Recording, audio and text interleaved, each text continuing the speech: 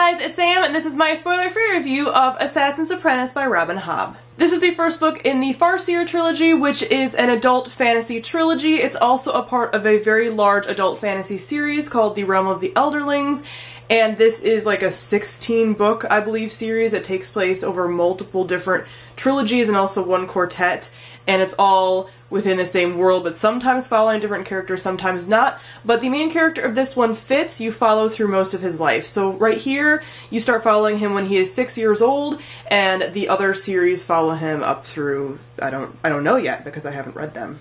But this one begins when he is 6 years old and he's being dropped off at an encampment for the royalty. There are a number of different royal princes and stuff floating around, but he is the illegitimate son of the king-in-waiting, so the next in line for the throne. And he gets dropped off there by his family because they're like, we don't need him or want him anymore, so you take care of him, and everything kind of takes off from there because the existence of him sets off a bunch of events. And everything goes from there. So first off, I'm going to talk about the world building. I don't think the world building in here is particularly hard to understand by any means, but you definitely know that this is the first of a large series to come. Like, especially knowing now that there's 16 books. You know, when this first came out, was that evident? I don't know. But they were definitely getting set up all this stuff, all this political machinations, there's these different parts of the world, there's these different things kind of happening in the background, but you're also kind of seeing it through Fitz's eyes. So Fitz, when you see him, is 6 years old, and you follow him up through his middle to late teens, I believe. So he has a perspective on things going on, but he also isn't quite as aware of the severity of things, and he's just not clued into things necessarily. But you get a ton of hints thrown in, and you learn about the different kind of political things going on. This one is very much a political intrigue type series. There is action here and there, but I think that the political stuff is the forefront of the story for the most part. So the world building is not something that's particularly dense and hard to get into in that way, but this one is definitely like the foundation of the world building. Like, we only know even the bare minimum of a lot of the other stuff that I'm sure we're going to get told in later books and later series. Next, I'm going to talk about the characters. Now, Fitz is an interesting character because his life is horrible.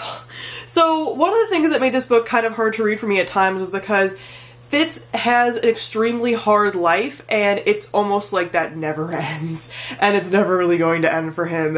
It's tough. So things happen, and in other books you know that these things would, like, oh, they're gonna go through a challenge and it's gonna get better, and like in here things don't exactly get better, and Fitz is in a very precarious situation. His existence sets off a ton of political maneuvers and a ton of strife and all these different events that you wouldn't think one person would have an impact on so many things, but he definitely does. And he's always constantly in danger because of that as well, but he isn't even fully aware of the scope of that. So Fitz is the narrator in here, and unlike characters like Quoth from the Kingkiller Chronicles, he's unreliable, but he's not so unreliable that you don't get the sense that he's spinning the story for his benefit or for pity or for anything. I mean, everything just, it's bad. He's telling you like the full things of what's going on around him. So he's a character that I did start to pull for, but it took me a little while to even get used to him and to really feel a sense of him. I think it's going to be great to grow with him throughout the entire series, and that's why I jumped into this series instead of jumping into later books in the series. I actually wasn't super interested in the Farseer trilogy when I first started. I really want to get to the Live Ship Traders series, which is the second trilogy, but I want to jump into this one because I want to have the foundation of this for later series because Fitz is a main character in later series. So he's a character that I think you're definitely going to grow with and that we're going to learn obviously a ton more from, and he's a character that definitely grows. He learns from his mistakes. He does dumb stuff, but it's not without good reason, and he works with the information he's given, and he's not necessarily given a ton of information.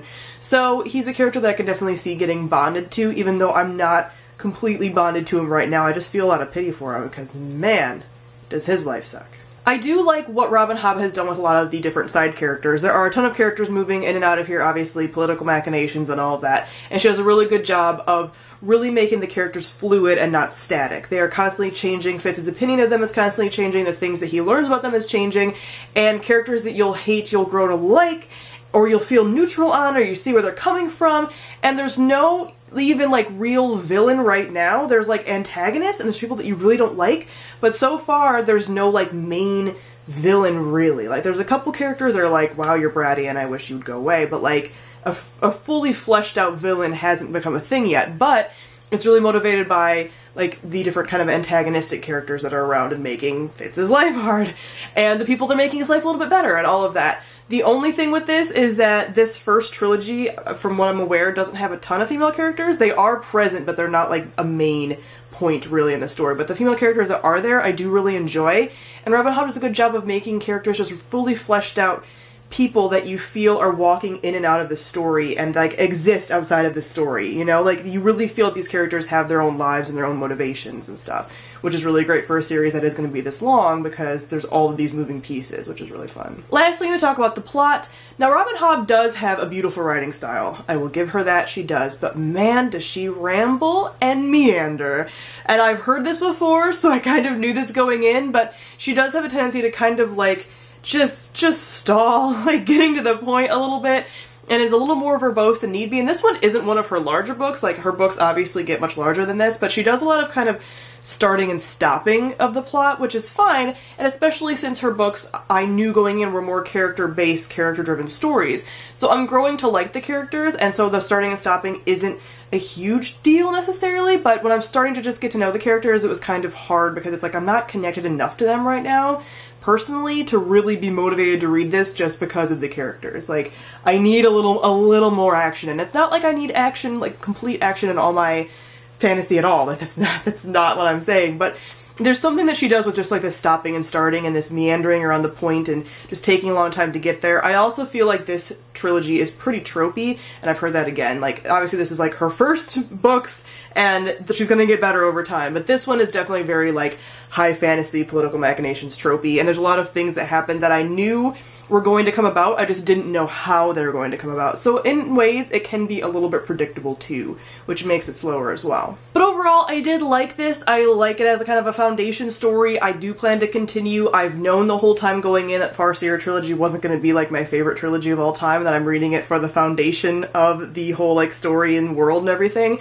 So I enjoyed this, but it wasn't as enjoyable as other fantasies that I've read, so I gave this one 3 out of 5 stars. So I will be doing a spoilery discussion video on this. It's probably, again, not going to be a gush or a gripe either because I don't feel positively or negatively about it, so it's really just going to be a discussion, and it's going to be one in a long series of discussions because, like I said, I have 16 of these books to read in this giant series. So if you're interested in that, I will leave that on the screen. So comment down below and let me know what you thought of Assassin's Apprentice. Thank you all for watching, and I'll see all of you guys soon. Bye!